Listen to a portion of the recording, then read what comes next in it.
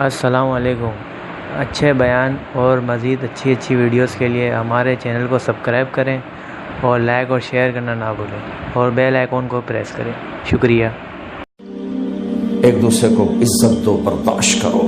میرے نبی نے فرمایا بہترین مسلمان وہ ہے جو بیوی سے اچھا سلوک کرتا ہو، اور بیوی سے فرمایا میری شریعت میں سجدہ ہوتا تو بیوی سے کہتا خامند کو سجدہ کر۔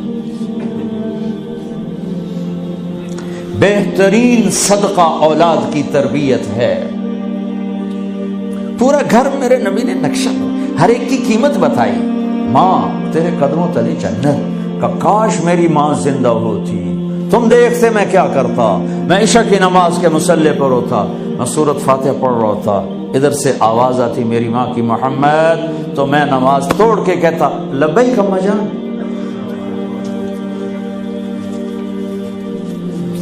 باپ کا تیرے جنت کا دروازہ ہے، باپ تیری جنت کا دروازہ ہے، کھولنا توڑنا نہیں، کھولنا توڑنا نہیں۔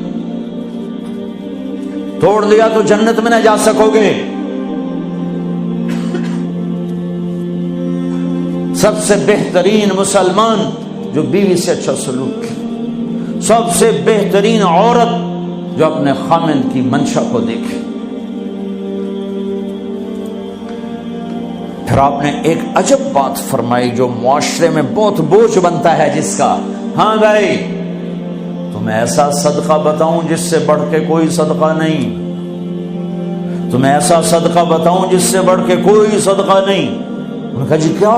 کہا الابنۃ المردودہ، جس کی بیٹی کو طلاق ہو گئی یا بیوہ ہو گئی اور گھر واپس آ گئی ماں باپ کے، یا ماں باپ نہیں ہے تو بھائی ہیں، وہ ایک بوجھ بنتی ہے ماں باپ پر بھی، اور بھائی تو ویسے ہی باغی ہو جاتے ہیں۔ میرے نبی نے فرمایا اس بچی پہ خرچ کرنا کائنات کا سب سے افضل صدقہ ہے۔ گھر، ایک گھر کیسے چلتا ہے؟ ہمارے یہاں پنجاب سندھ بلوچستان سرحد میں بہنوں کو وراثت میں کوئی حصہ نہیں ملتا، سب بھائی کھا جاتے ہیں۔ میرے نبی نے فرمایا جس کو اللہ نے 2 بہنیں دیں اس نے ان کا حق ادا کیا، شادی کی حق ادا کیا۔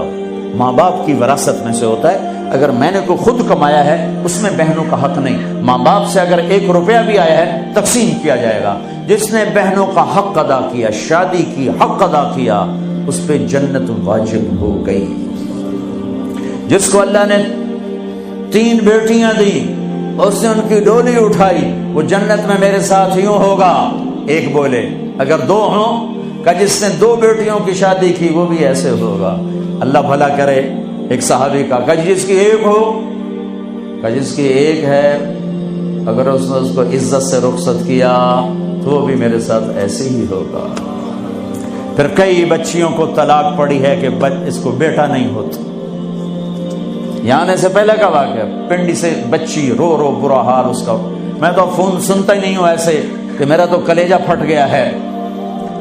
ہے کہنے لگی کہ سسرال نے کہا تھا بیٹی ہوئی تو طلاق دے دیں۔ میں نے کہا اس میں میرا کیا قصور ہے، اور بیٹی ہی ہوئی اور مجھے طلاق پڑ گئی، اور میں گھر آ گئی 22 سال کی عمر۔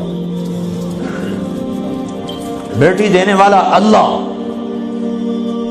اور ظلم کرنے والا سسرال۔ میرے نبی کو اللہ نے بیٹے دے کے اٹھا لیے، قاسم اٹھا لیے، عبداللہ اٹھا لیے، ابراہیم اٹھا لیے۔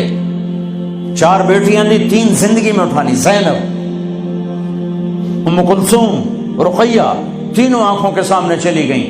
فاطمہ سے نسل چلی، آپ نے فرمایا لوگوں کی نسل بیٹے سے چلتی ہے، میری نسل میری بیٹی فاطمہ سے چلی۔ اس لعنت کو دھویا۔ عورت کا کیا قصور ہے اگر اس بیچاری کو بچیاں ہو رہی؟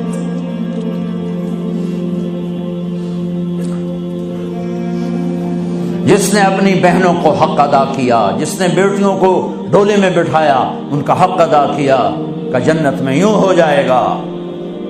بہنوں کو دینا اتنا ضروری ہے، حرام ہو جاتی ہے روٹی۔